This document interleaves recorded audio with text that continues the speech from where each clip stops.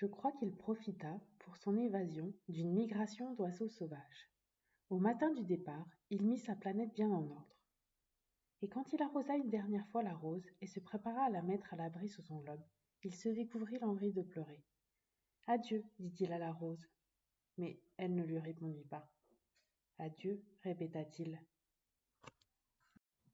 Il se trouvait dans la région des astéroïdes. Il commença donc par les visiter, pour y chercher une occupation et pour s'instruire. La première était habitée par un roi. Le roi siégeait, habillé de pourpre et d'hermine, sur un trône très simple et cependant majestueux.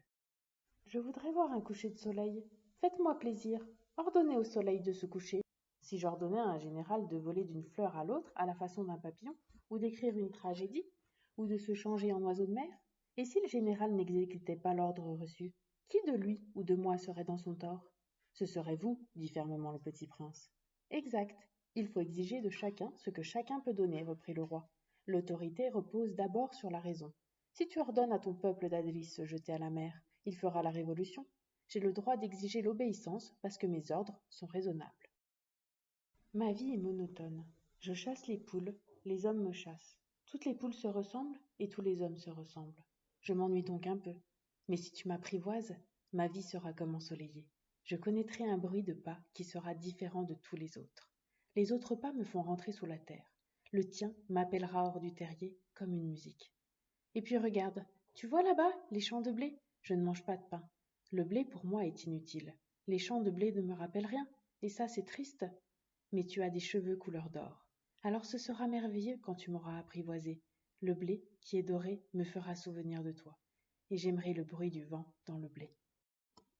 On ne connaît que les choses que l'on apprivoise, dit le renard. Les hommes n'ont plus le temps de rien connaître. Ils achètent des choses toutes faites chez les marchands. Mais comme il n'existe point de marchands d'amis, les hommes n'ont plus d'amis. Si tu veux un ami, apprivoise-moi. Que faut-il faire? Dit le petit prince.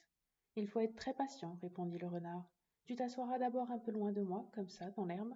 Je te regarderai du coin de l'œil et tu ne diras rien. Le langage est source de malentendus. Mais chaque jour, tu pourras t'asseoir un peu plus près. Voici mon secret. Il est très simple. On ne voit bien qu'avec le cœur.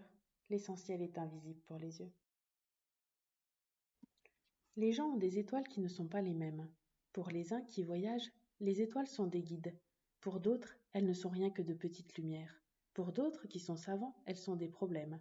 Pour mon businessman, elles étaient de l'or. Mais toutes ces étoiles-là se taisent. Toi, tu auras des étoiles comme personne n'en a. Quand tu regarderas le ciel, la nuit, puisque j'habiterai dans l'une d'elles, puisque je rirai dans l'une d'elles, alors ce sera pour toi comme si riaient toutes les étoiles. Tu auras, toi, des étoiles qui savent rire. Pour vous qui aimez aussi le petit prince, comme pour moi, rien de l'univers n'est semblable si quelque part, on ne sait où, un mouton que nous ne connaissons pas a, oui ou non, mangé une rose. Regardez le ciel, demandez-vous, le mouton, oui ou non, a-t-il mangé la fleur? Et vous verrez comme tout change.